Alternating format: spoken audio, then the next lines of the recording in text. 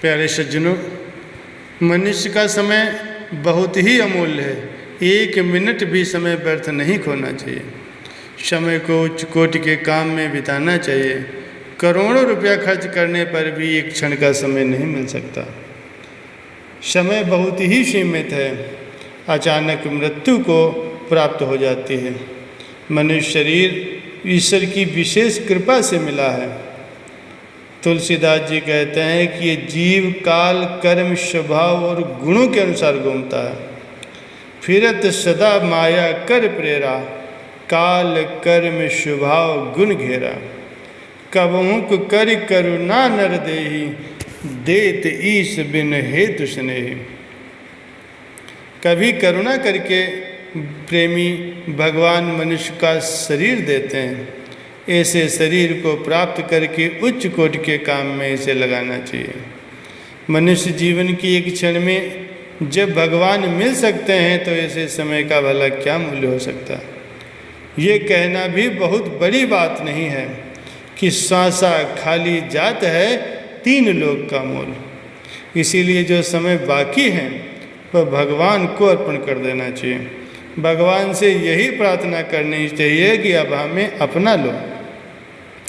देश काल इस कारण से अच्छा है कि परमात्मा की प्राप्ति इस युग में शीघ्र होती है। थोड़े समय में काम बन सकता है। कलयुग केवल नाम आधारा, सुमिर सुमिर नर उतरहि पारा। इस युग में केवल नाम ही एक आधार है और हम लोगों का जन्म भारत में उत्तम कुल में उत्तम जात में हुआ है। इसीलिए खूब जोर से भगवान के भजन में लग जाना चाहिए और आशा प्रतीक्षा रखनी चाहिए कि हमें भगवान शीघ्र ही मिलेंगे। जितना हमारा विश्वास होगा उतनी ही जल्दी हमें भगवान मिलेंगे। जैसे सबरी भगवान के दर्शन के लिए प्रतीक्षा करती थी, ऐसे ही हमें भी भगवान के भजन में जोर से लगे रहना चाहिए और भगवान की प्रतीक्षा करनी चाहिए। भगवान शीघ्र मिलेंगे और अवश्य मिलेंगे। इस प्रकार समझकर आनंद और प्रेम में मगन रहना चाहिए। चिंता शोक पास भी नहीं आने देना चाहिए। हर समय अपने पर भगवान की दया को देख देख करके आनंद में मगन रहना चाहिए। इस प्रकार भगवान की प्रतीक्षा करें कि आज रात में भगवान आएंगे। आज नहीं मिले तो कल प्रतीक्षा करें। भगवान के लिए व्याकुल होकर के पुकारें तो भगवान अवश्य ही प्रकट हो जाएंगे। जैसे रगड़ से अग्नि प्रकट हो जाती है, वैसे ही भगवान भी प्रेम की रगड़ से प्रकट होते हैं। हर व्यापक सर्वत्र समाना, प्रेम ते प्रगट हुए मैं जाना। भगवान हमारे मित्र सखा प्रेमी और स्वामी सब कुछ हैं। त्वमेव माता च पिता त्वमेव, त्वमेव बन्धुश्च सखा त्वमेव, त्वमेव विद्या द्रविणं त्वमेव, त्वमेव शरणं मम देव देव। हे देवों के देव, आप ही हमारे माता पिता, आप ही हमारे सगा संबंधी हो, आप ही सर्वस्व हो। इस प्रकार से भगवान को पुकारें और भगवान की प्रतिज्ञा है कि जो जैसे भगवान को भजता है तो भगवान को सर्वत्र समझता है, तो भगवान भी वैसे ही समझते हैं। जो भगवान को सखा मानते हैं उसके लिए भगवान सखा हैं। जो पति मानता है, पुत्र मानता है, पिता मानता है, भगवान उसके लिए वैसे ही बन जाते हैं। 1000 व्यक्ति भी भगवान से प्रेम करें तो एक क्षण में सब के सब भगवान से मिल सकते हैं। क्षण में सब ही मिले भगवाना, उमा मरम ये काहू न जाना। भगवान सबसे यथा योग मिल लेते हैं। इस मरम को कोई नहीं जानता। सब देखते हैं कि भगवान मेरे से मिल रहे हैं। भगवान अनंत रूप धारण करके सबसे मिल लेते हैं। इस प्रकार समझकर आनंद के समुद्र में डूब जाना चाहिए। वहाँ आनंद शांति की लहर उठ रही। प्रभु इतना प्रेम करते हैं कि प्रेम करने वाले की जात पात भी नहीं देखते। शबरी जैसी नीच जाति की स्त्री तो भगवान के परम धाम में पहुंच गई। तो अपने लिए चिंता की क्या बात है। भगवान ने बाली का उद्धार किया, अपने परम धाम में भेज दिया। भगवान तो अवश्य आएंगे, जैसे नरसिंह मेहता ने कहा था कि भगवान अवश्य आएंगे।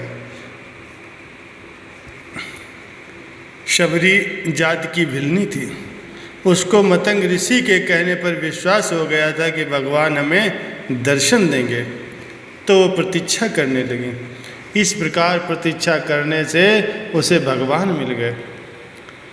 तो हम भी शबरी की तरह से विश्वास कर लें कि भगवान अवश्य आएंगे।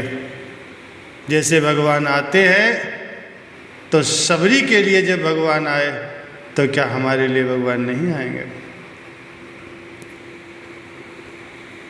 खूब विश्वास हो, निश्चय हो, वाणी से कहें कि भगवान मिलेंगे, तो भगवान जरूर मिलेंगे। जैसे जैसे भगवान का भजन होता है, वैसे वैसे भगवान भी निकट आते जाते हैं। सूर्य भगवान जितना निकट आते हैं उतना प्रकाश होता है, और भजन करने से प्रत्यक्ष शांति मिलती है। हमें भजन ध्यान में खूब जोर लगाना चाहिए। भजन में प्रत्यक्ष आनंद है। प्रत्यक्ष फल वाला धर्म युक्त साधन करने में बड़ा ही सुगम और अविनाशी है। इस प्रकार विश्वास करके खूब जोर से भजन ध्यान में लग जाना चाहिए। हर समय भजन करना चाहिए, इससे प्रत्यक्ष में शांति मिलेगी। जैसा उत्तम समझें वैसा ही शुरू कर दें, ऐसा मौका फिर नहीं मिलेगा। जिस काम के लिए आप आए हैं उस काम को पूरा करो। सबको नारायण समझकर सबकी सेवा करो। नेत्रों में भगवान को बैठाओ, वाणी से भगवान के नाम का उच्चारण करो। अभी हम लोग जीते हैं, इतने जीवन में तो भगवान कई बार मिल सकते हैं। एक बार की तो बात ही क्या है। भगवान कहते हैं, मेरी भक्ति का प्रभाव सुन लो। यदि कोई अतिशय दुराचारी भी अनन्य भाव से मेरा भक्त हो जाता है और मुझे निरंतर भजता है, तो फिर वो साधु के समान मानने योग्य है, क्योंकि वो निश्चय वाला बन जाता है। अर्थात उसने भली प्रकार निश्चय कर लिया है कि परमेश्वर के भजन के समान अन्य कुछ भी नहीं। इस प्रकार भगवान घोषणा करते हैं और प्रतीक्षा करते हैं। भगवान आश्वासन देते हैं, इस पर भी हम चिंता करें।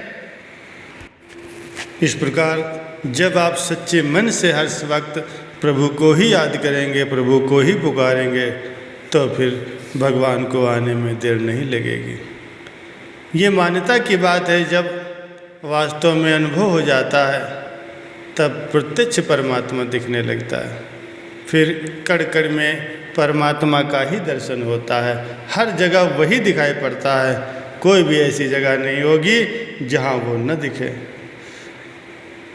गंभीरता से विचार करने पर संपूर्ण जगत ही परमात्म रूप दिखाई देता है। ऐसा लगता है कि परमात्मा ही भिन्न भिन्न रूपों में लीलाएं कर रहे हैं।